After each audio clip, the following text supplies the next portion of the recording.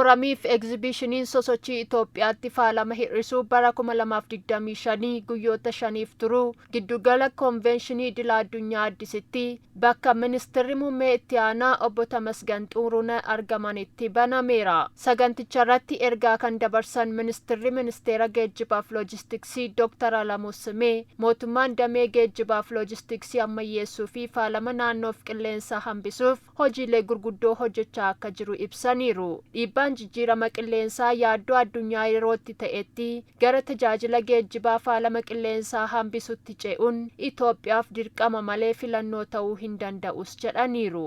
የዓለም የአየር ንብረት ለውጥ ተጽዕኖ በጨመረበትና የነዳጅ ዋጋ በዓለም ገበያ እየናረ በመጣበት በዚህ ወቅት yeroo dhiibbaan jijjiirama qabeenya qilleensaa yaaddoo addunyaatti ta'ee fi gatiin boba'aa addunyaa dabaletti gara tajaajila geejjiba elektirikaatti ce'uun Itoophiyaa fi filannoo osoo hin taane dirqama. Mootummaan damee geejjibaa fi loojistiksii ammayyeessuu fi naannoo kan hin faalle taasisuuf imaammata baasee hojiirra oolchuu isaatiin waggoota muraasa darbanitti bu'aa qabatamaa galmeessuun danda'ameera. Tajaajilli geejjiba baaburaa annisaa haaromfamaa fayyadamuun hojjetu isa tokko. Konkolaattonni moofaan gara biyyaatti akka hin galle dhorkamuun keessaayyuu biyya keenya biyyoota addunyaa cinaa hiriirsisuu kan dandeessise konkolaattota humna elektirikaan hojjetan gara biyyaatti akka galaniif hojimaanni diriirfamee fi murtoon kenname tajaajila geejjiba magariisaa yookiin geejjiba faalama naannoo hin geessisne babal'isuu fi bu'uura kan kaa'edha. Sosochii Itoophiyaatti faalama hir'isuutiin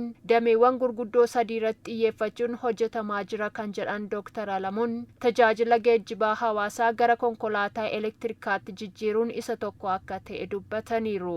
አረንጓዴ ትራንስፖርት አብዮት በሶስት ተያያዥነት ባላቸው ምሰሶች ላይ sosochiin Itoophiyaatti tajaajila geejjibaa faalamaa hir'isuu fi dandeessan irratti hojjetamaa jiru adda durummaan dhimmoota ijoo sadii irratti kan xiyyeeffatudha. Konkolaattota tajaajila geejjibaa hawaasaa babal'isuu fi awutoobisoota hawaasaaf tajaajila kennan konkolaataa elektirikaan bakka buusuuf hojjetamaa jira. Imaammanni waggaa 10 tajaajila geejjibaa motora maleessaa qophaa'ee gara hojiitti kan seename yoo ta'u hojiilee misoomaa koriidariin daandiiwwan lafoo fi biskileetii hojjetaman yeroo gabaabaa keessatti galmi yaadamee akka milkaa'uuf ga'ee baateera. Bu'uuraaleen misoomaa koriidariin hojjetamanii fi iddoolee garaagaraatti buufataaleen konkolaataa elektirikaa chaarji gochuuf tajaajilan babal'achaa jiraachuun isaanii sadarkaa olaanaan konkolaattota elektirikaa gara biyyaatti akka galchaniif isaan gargaaraa jiraachuu dhaabbileen saganticha irratti hirmaatan dubbataniiru. Hojii mootummaa hojjetu baay'ee gaariidha. Akkuma ilaallu konkolaataa deemanii bakka chaarjerii bakka godhan irratti infraastiraakcharii hojjetamaa jira. Inni waan guddaadha. Akkuma ilaallu bakka Finfinnee keessatti yoo ilaalle bakka baay'eetti elektirikii chaarjii bakka godhamu hojjetamaa jira. Kun immoo elektirikii chaarjiif bitanii kan itti fayyadaman baay'ee gaariidha.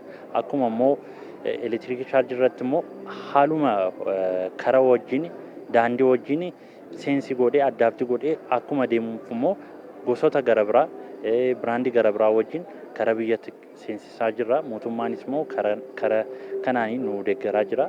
ግሪን ሞቢሊቲ ጋር ተያይዞ የተለያዩ ኢትዮ ቴሌኮም ሀገርን ሰፖርት እንደ ሀገር ሰፖርት እያደረገ ያለበትን ቴክኖሎጂ እና ሶሉሽኖች ይዘን መተናል።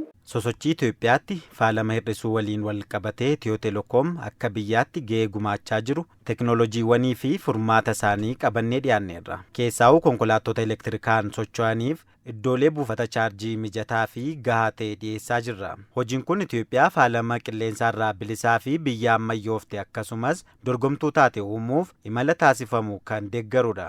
Itiyoo Telekoomis kana keessatti ga'ee olaanaa baachaa jira.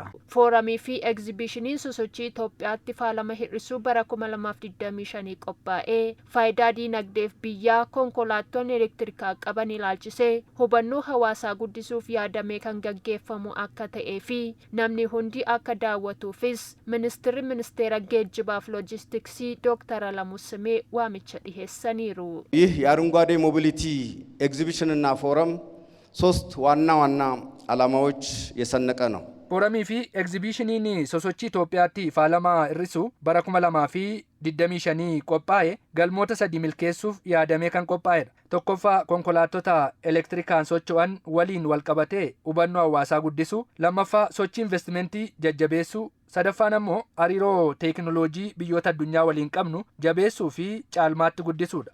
Kanaaf namoonni hundi agarsiisa qophaa'ee fi konkolaattota ammayyaa'oo elektirikaan socho'an kanneen deemuun daawwachuun hubannoo isaanii akka guddifatan waamichan dhiyeessa.